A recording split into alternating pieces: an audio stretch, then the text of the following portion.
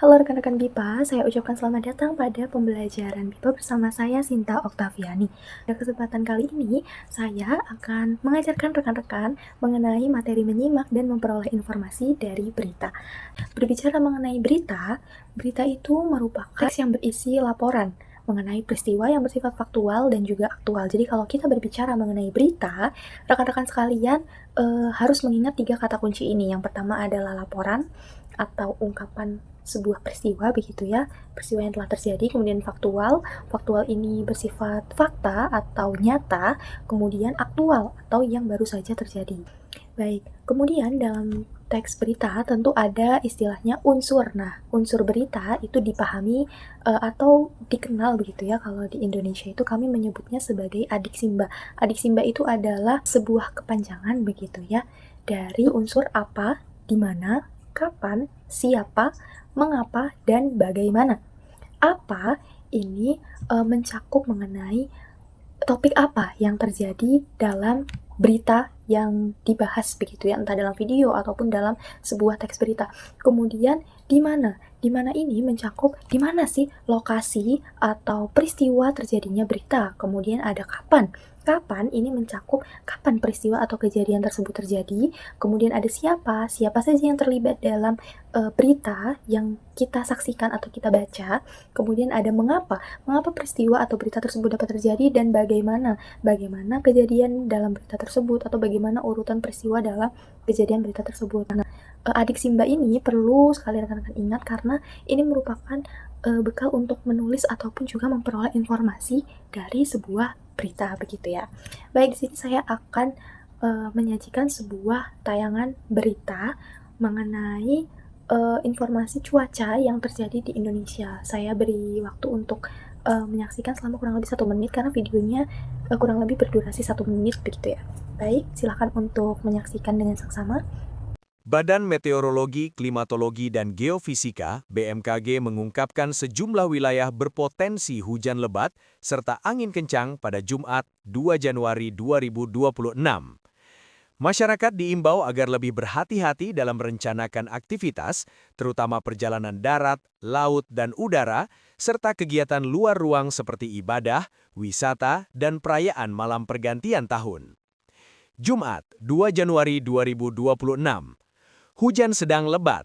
Aceh, Sumatera Utara, Sumatera Barat, Riau, Kepulauan Riau, Jambi, Sumatera Selatan, Kepulauan Bangka Belitung, DI Yogyakarta, Bali, Nusa Tenggara Timur, Kalimantan Tengah, Kalimantan Timur, Kalimantan Utara, Gorontalo, Sulawesi Tengah, Sulawesi Barat, Sulawesi Selatan, Maluku Utara, Maluku, Papua Barat Daya, Papua Barat, Papua Tengah, Papua Pegunungan, Papua, Papua Selatan.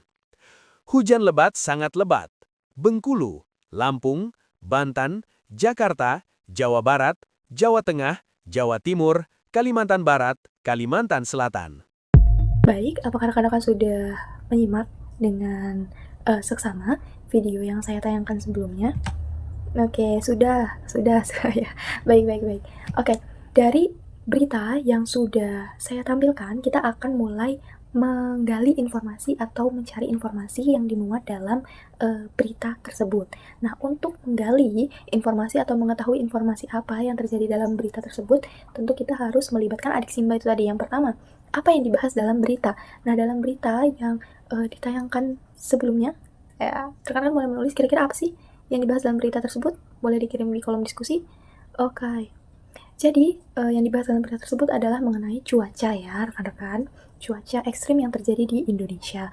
Kemudian, di mana, daerah mana saja yang terdampak hujan sedang lebat, karena itu tadi menyinggung mengenai cuaca di musim penghujan. Daerah mana saja boleh dikirim ke kolom diskusi. Oke, banyak ya. Iya, jadi beberapa daerah tersebut diantaranya ada Aceh, ada Sumatera Utara, Sumatera Barat, kemudian ada Riau. Kemudian kapan peringatan cuaca tersebut disampaikan? Tanggal berapa? Iya, tanggal 2 Januari 2026. Kemudian siapa yang memberi peringatan? Siapa? Ya, yang memberi peringatan adalah Badan Meteorologi, Klimatologi, dan Fisika atau disebut sebagai BMKG. Kemudian, mengapa masyarakat harus waspada? Kira-kira mengapa?